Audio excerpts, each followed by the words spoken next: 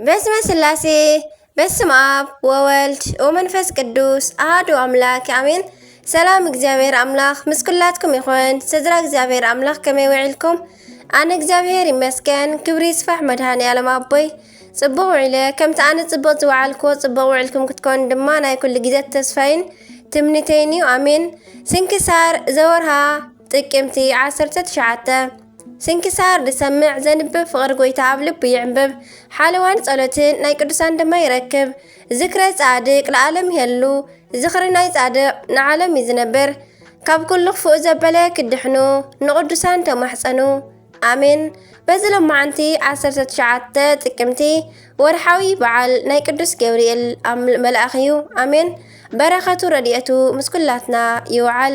ከምቲ ንካህን ዘካርያስን ንቅድስተ ቅዱሳን ንጽህተ ንጹሃን ድንግል ማርያምን ዝነገሮም ብስራት ንዓና ድማ ብበረኸቱን ኣማላጅነቱን ካብ ቅዱስ እግዚአብሔር ኣምላኽና ሰማያዊ ብስራትን ህይወትን የምጸልና ኣሜን። ወላዲተ ኣምላኽ አንደበት ኩንኒ።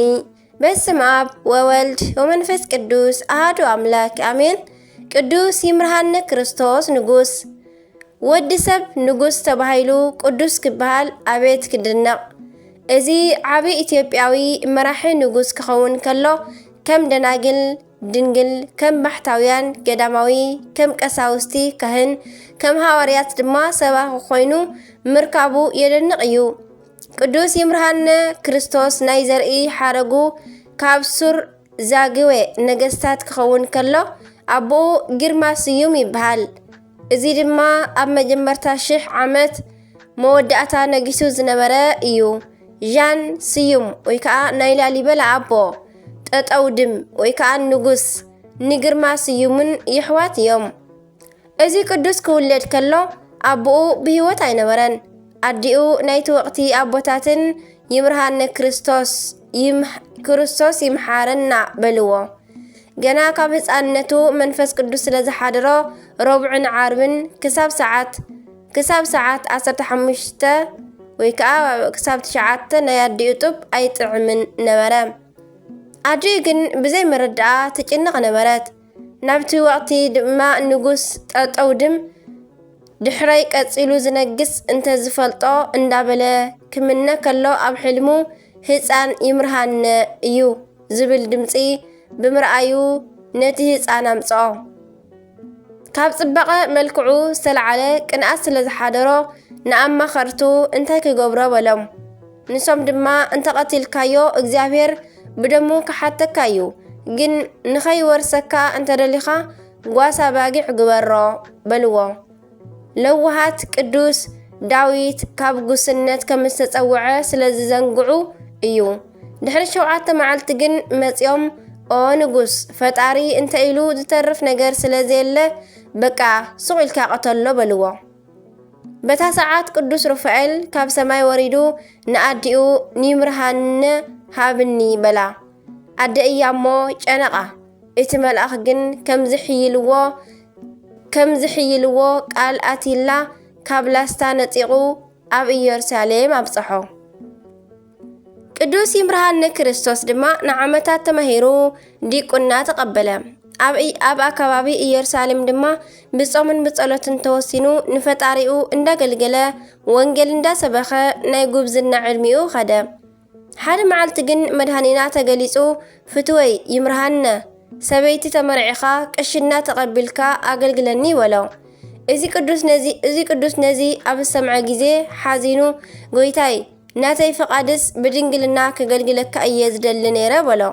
ጎይታ ድማ ግዲ የብልካን ኩሉ ኣይተርፈካን እዩ ኢሉ ናብ ሓንቲ ሕዝባ ትበሃል ቅንዕቲ እስራኤላዊት ኣመልከቶ።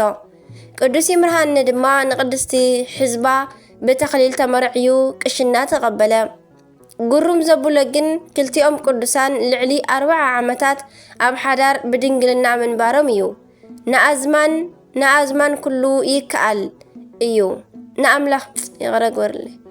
ንኣምላኽ ኩሉ ይከኣሎ እዩ ከም ዝብል ቅዱስ መጽሓፍ። እዞም ቅዱሳን ሽዑ ንኣገልግሎት ናብ ግብፂ ወረዱ። ኣብኡ ንውሕድ ዓመታት ምስ በጽሑ ድማ ቅዱስ ይምርሃነ ክርስቶስ ናብ ኢትዮጵያ ክምለስ ደለየ። ሓደ መዓልቲ ህዝቢ ተኣኪቦም ጸሎተ ኪዳን እንዳመርሐ ከሎ እግዚአብሔር ኣብ ወግሐ ብርሃን እትህብ እግዚአብሔር ኣብ ዝብል ምስ በጽሐ ናብ ሰማይ ብዓቢ ድምፂ ኣስምዐ። ካብ ሰማይ ድማ ኣቤት ዝወደይ ዝብል መልሲ መጸሉ። ይምርሃነ ድማ እንታይ ደኣ አንታ ጎይታይ ኣብ ናይ ሰብ ሃገር ረሲዕኻኒ እንተበሎ ኣይረሳዕኽኳን ዝወደይ ክቐትለካ ዝደሊ ንጉስ ሞይቱ እዩ እሞ ከይድካ ንገስ ክብል ኣዘዞ። እዚ ቅዱስ ድማ ንሰበይቱ ህዝባ ሒዙ ላስታ ኣብ ዝበጽሐ ጊዜ እቶም ህዝቢ ብዕልልታ ተቐቢሎም ሽዑ ኣንገስዎ። ኣብኡ ድማ ን15 ዓመታት ቅዱስ ሩፋኤል እንዳተራድኦ ሕብስትን ጽዋዕን ካብ ሰማይ እንዳወረደሉ ቀዲስዎ እዩ። ሃገሩ ድማ መርሐ። ሓደ መዓልቲ ግን ሕማቕ መኸርቲ ተወሳኺት ሰበይቲ ዘይትእቱ እንተበልዎ ተቆጥዖም። ድሕሪኡ ድማ ንምንታይ ተቆጣዕኹ ኢሉ ሓዘነ። ስለዚ ሓሳቡ ድማ ሰማያዊ ህያቡ ተቋረጾ። እንዳበኸየ ንጎይታ እንተተማሕፀነ ጎይታና ስለዝሓሰቦ ክፉእ ሓሳብ ንምንታይ ተቆጣዕኩ ማለቱ ናብ ምኽሮም ምዝምባሉ የርኢ ስለ ዝነበረ እዩ። ይቕረ ኢልልካ ኣለኹ፣ ነገር ግን ኣነ ናብ ዘርእየካ ቦታ እንተኸይድካ ካልኣይ ግዜ ኣይወርደካን እዩ በሎ። እዚ ቅዱስ ንግዚኡ ቁሩብ እኳ እንተተኸራኸረ እሺ ኢሉ ብናይ ቅዱስ ሩፋኤል መራሒነት ሎሚ ናብ እንፈልጦ ኣከባቢ ከደም። ኣብኡ ድማ ንኣራዊት ብጸሎት ኣድኪሙ ንጠንቆልቲ ምሂሩ ነቶም ህዝቢ ድማ የእሚኑ ኣጥመቖም። ጎይታ ድማ ካብ ኢየሩሳሌም ብደመና እንዳጸዓንካ ኣብ ልዕሊ እዚ ማይ ቤት ስራሓለይ በሎ። ቅዱስ ይምርሃነ ድማ መስከረም 13 ዕለት ኣብ በዓለ ባስልዮስ ጀሚሩ ሰኔ 20 ኣብ በዓለ ህንጸታ ፈጺሙ ንታቦተ ገብርኤል ሰኔ 21 ቀደሶ። ቅዱስ ይምርሃነ ክርስቶስ ሓደ ጊዜ ቅዱስ ሩፋኤል ነዚ ንጉስ ካብ ሰማይ ሕብስትን ጽዋዕን ከውርደሉ ከሎ ሓደ ባሕታዊ ርእዩ ንምንታይ ኢሉ ተቆጥዐ። እቲ መልኣኽ ግን ናይዚ ንጉስ ክብሪ ነጊርዎ እንዳዞርካ ስበኽ በሎ። በዚ ናይዚ ባሕታዊ ስብከት ድማ ኣብ መላእ ዓለም ብዙሓት ኣሽሓት ሰባት መጺኦም ንቅዱስ ይምርሃነ ቀዲስካ ኣቁርበና ኢሎም ለመንዎ። እዚ ቅዱስ ድማ ከቁርቦም ከሎ ጊዜ ብምምሳዩ ንፀሓይ ኣቆማ። ቅዱስ ይምርሃነ ክርስቶስ ከምዚ ብዝበለ ጣዕሚ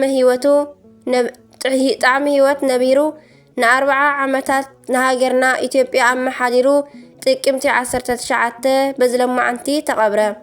ጎይታና ድማ ዝኽርኻ ዝገበረ ቤተ ክርስቲያንካ ዝተሳለመ ክምሕረልካ እየበሎ።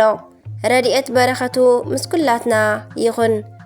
ቤቱ ንምስላም ድማ ይብቅዐና ኣሜን። ሰማዕት ቅዱስ በርተሎሜዎስ።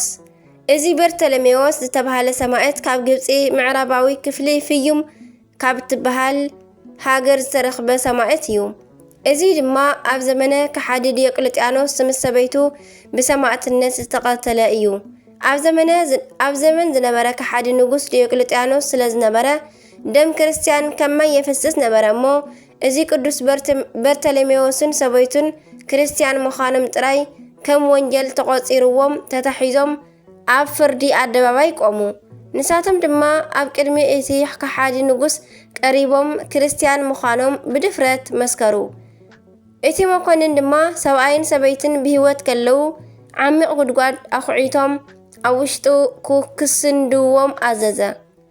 ከምቲ ዝተኣዘዝዎ ድማ ብሂወት ከለው ናብ ዓሚቕ ጉድጓድ ሰንደዎም እሞ ጥቅምቲ 19 በዝለማዓንቲ ሰማዕትነቶም ፈጺሞም ናይ ክብሪ ኣክሊል ተጎናጸፉ።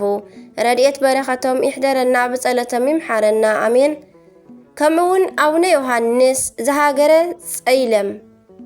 ጸይለም ካብ እትበሃል ሃገር ዝተረኽቡ ኣቡነ ዮሃንስ ወለዶም ኣብርሃምን ሳራን ለውሃት በዓል ጸጋታት ነበሩ። ኣጋይሽ ብምቕባል ድማ ይተግሁ ነበሩ። ሓደ መዓልቲ 200 መነኮሳት ብምንጋድ ተቐቢሎም ኣኣንገድዎም እሞ ምሸት እቶም ኣጋይሽ ወድኹም ኣበይ ኣሎ ኢሎም ሓተትዎም። ንሳቶም ድማ ቆልዓ ከም ዘይብሎም ምስ ነገርዎም እቶም መነኮሳት መሪቖም ሕያዋይ ቆልዓ ከም ዝወልዱ ነጊሮሞም ከዱ።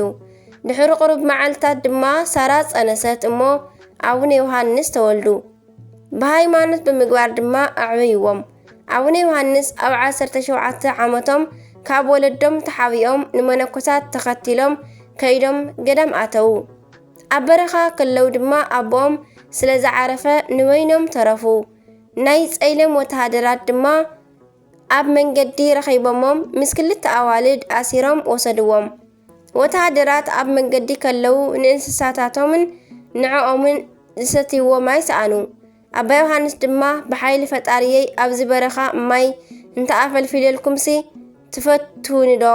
ትፈትውኒ ዲኹም ኢሎም ሓተትዎም ወተሃደራት ድማ ክለቅዎም ስለተሰማምዑ አባ ዮሐንስ ብስም ፈጣሪኦም ጸልዮም ማይ ኣፈልፈሉ እቶም ወተሃደራት ድማ ከምዚ ዝበለሞ ከቶ ኣብ ዝኾነ ይኹን ኣብ ዝኾነ ኣይንረክብን ኣይንፍንውን ኢሎም ናብ ሃገሮም ጸይለም ወሰድዎም ነገር ግን ናብ ሃገሮም ዓቢ መቕዘፍቲ መጾም ንአቡነ ዮሐንስ ዝሓዞም መራሒኦም ድማ ምስ ቤተሰቡ ሞተሞ ሰበይቱ ጥራይ ተረፈት ንሳ ድማ አቡነ ዮሐንስ መሰሪ ሰብ መሰልዋ እሞ ኣብ መደቀሲኦም ከለው ብእሳት አቃጺላ ክትቀትሎም ሓሲባ እሳት አንደለትሎም ነገር ግን ጎይታና ፈጺሙ አድሓኖም ነዚ ዝረአዩ ብጣዕሚ ብዙሓት ሰባት ኣሚኖም ተጠምቁ አቦና ድማ ናብ ካልእ ሃገር ከይዶም ብእሳት ዘምልኹ ሰባት ረኸቡ ዘይምፍላጦምን ከንቱ እምነቶምን ብምግላጽ መሃርዎም እቶም ክፉኣት ግን ብኽፍኣት ተንስእዎም እሞ ንአቦና ሒዞም ናብቲ ውሽጢ ዘምልኹ እሳት ኣእተውዎም ዝተኣዘዘ መልኣኽ መጺኡ ድማ ኣድሓኖም ደጊሞም እውን ናብቲ እሳት ኣእተውዎም ሕጂ እውን እቲ መልኣኽ ኣድሒንዎም ብሰላም ወጹ ንሳልሳይ ጊዜ ድማ ናብቲ ውሽጢ እሳት ኣእተውዎም ሕጂ እውን መልኣኽ ኣድሒንዎም ብሰላም ወጹ ኩሉ ማዮም ድማ ናብ ደምነት ለወጠሎም ነዚ ዝረአዩ ኩሎም ኣሚኖም ተጠምቁ 400,000 ሰባት ድማ ብኢድ አቦና ዮሐንስ ተጠምቁ አቡነ ዮሐንስ ድማ ነቶም ተጠምቁ ኣህዛብ ቤተ ክርስቲያን ሰሪሖምሎም ብዙሕ ምስ ኣገልገልዎም ገድሎም ፈጺሞም ጥቅምቲ 19 ብሰላም ዓረፉ በዝለማዓንቲ ረድኤት በረኸቶም ይሕደረና ብጸሎቶም ይምሓረና አሜን ካብ ተጋድሎቶም ይኽፈሉና አሜን ጥቅምቲ 19 ዝኽበሩ ዓመታዊ ናይ ቅዱሳን በዓላት ድማ ቅዱስ ይምርሃነ ክርስቶስ ጻድቅ ንጉሰ ኢትዮጵያ ቅዱስ ዮሐንስ ዘጸይለም አባ ስምዖን ገዳማዊ ቅዱስ በርተሎሜዎስን ሰበይቱን ሰማዕታት አበው ኤጲስቆጶሳት ንጣምጣጢ ዘወገዙ ጻድቃን እለ መጥራ ወርሓዊ በዓላት ድማ ቅዱስ ገብርኤል ሊቀ መላእክት ቅዱስ ኤስድሮስ ሰማዕት አቡነ ኣብየ ጊዜ ጻድቅ አቡነ ስነ ኢየሱስ አቡነ ዮሴፍ ብርሃነ ዓለም አሜን ወንጌል ፍቁራቴ ስለዚ ካብ አምላኽ ጣዖት ህደሙ ከም ነስተውዕልቲ እየ ዝዛረብ ዘለኹ ነቲ ዝብሎ ዘለኹ ባዕላትኩም ፍረድዎ እታ ንሕና እምበኣርካ ናይ በረኸት ጽዋዕ ምስ ደም ክርስቶስ ሕብረት ዘለዋዶ ኣይኮነትን እታ ንሕና እንቅድሳ እንቆርሳ እንጌራስ ምስ ስጋ ክርስቶስ ሕብረት ዘለዋዶ ኣይኮነትን ካብ ሓንቲ እንጌራ ተመቒልና ኢና እሞ ሓንቲ እንጌራ ካብ እትኸውንሲ ንሕና ብዙሓት ክነስና ሓደ ስጋ ኢና ቀዳማይ ቆሮንጦስ ምዕራፍ 10 ካብ ፍቕዲ 14 ክሳብ 18 አሜን ስንክሳር ድሰምዕ ዘንብብ ፍቕር ጎይታ ኣብ ልቡ ይዕንብብ ሓለዋን ጸሎትን ናይ ቅዱሳን ድማ ይረክብ ዝክረ ጻድቅ ለዓለም ይህሉ ዝኽረ ናይ ጻድቅ ንዓለም ይዝነብር ሰላም ለክሙ ጻድቃን ዛቲ ዕለት ኩልክሙ እድዋንስ በባስማቲኩሙ ቅዱሳነ ሰማይ ወምድር ማህበረ ስላሴ አንትሙ ትዝኩርነ በጸለትክሙ በእንተ ማርያም እሙ ተማሂፀነ ለክርስቶስ በስጋሁ ወደሙ አሜን ካበናባ ካብ ዜማ ኩሉ ዘውደቅኮ ዘንጠብኮ በአፈ ቅዱሳን ትጓን መላእክት ተአረመለ አሜን ወአሜን ወለኩለ መላእክተ ሰማይ አቡነ ዘበሰማያት ይትቀደስ ስምከ ትምጻእ መንግሥትከ ወይኩን ፈቃድከ በከመ በሰማይ ከማሁ በምድር ሲሳየነ ዘለለዕለትنا هابنيوم هدق لنا عبسانا وجقاينا كما نهناني نهدق لزا عبسلنا إتابعنا اجزاو استمنتوت علادنا وبالهن كل أكوي اسم زياكيت منجست هايلو سبحات العالم عالم أمين بسلام قدس جبريل ملاك أوغزئت يا مريم سلام لتشي دنجل بهلناتشي ودنجل بسقاتشي أما እግዚአብሔር ጸባኦት ሰላም لتشي بروك تانت معنست وبروك فركرسكي تفسيف سيت أو مريم ملتا ጸጋ ملتا ውዳሴ ملتا መጎስ ملتا ክብሪ لول እግዚአብሔር ምስለኪ ሰዓሊ ወጸሊ ምህረተ በእንቲ አነ ምህረተ ኩሉ ዓለም ምህረተ ምድራቅ አዚዝ ሀበ ፍቅር ወልድች ኢየሱስ ክርስቶስ كما إسرائيل لنا تعوين تماهيصن نبيك تماهيصن مكرانك آمين كافر قدسان أيف لنا آمين وسبحات لإግዚአብሔር ولولاديت دنجل ولمسكال كبور آمين آمين ليكن